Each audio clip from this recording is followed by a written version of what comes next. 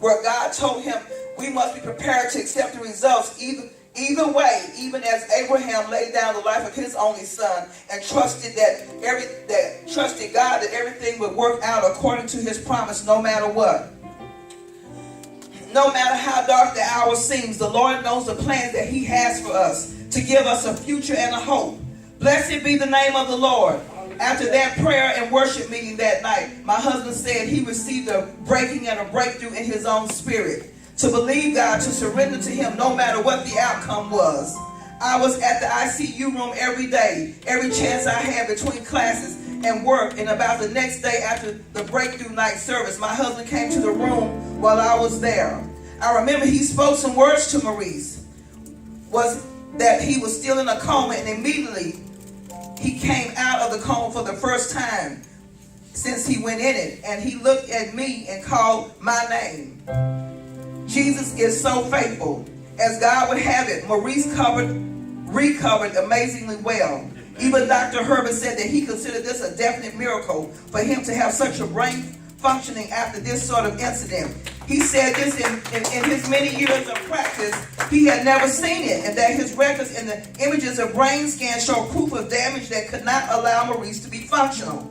Maurice did have to go through some physical therapy, and he remained with a mild form of seizure condition. But we knew and know for sure that it was the Lord who raised him up and preserved him, and is still today continuing to work a plan for his life and also for the life of his mother. So Maurice is now at the age of accountability. He needs to believe God for the rest of his healing.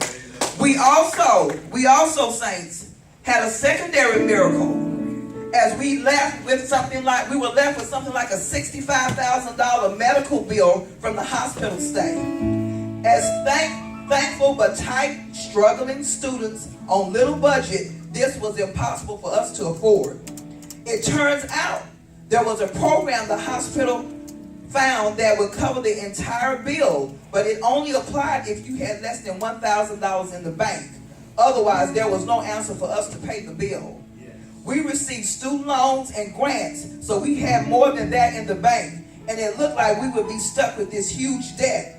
As it turned out, when we went to get the bank records, it was found that we had withdrawn just enough money to drop our bank account just below $1,000 to $900 some on the very day before the cutoff date the program required for the eligibility to the medical bill assistance. So without knowing it, God engineered it so that we became eligible just before the emergency occurred on the very day our bank account would have made us ineligible. Our God has awesome and mysterious ways to perform his miracles. So I just want to give God glory. I know God as a healer. I know God as a provider.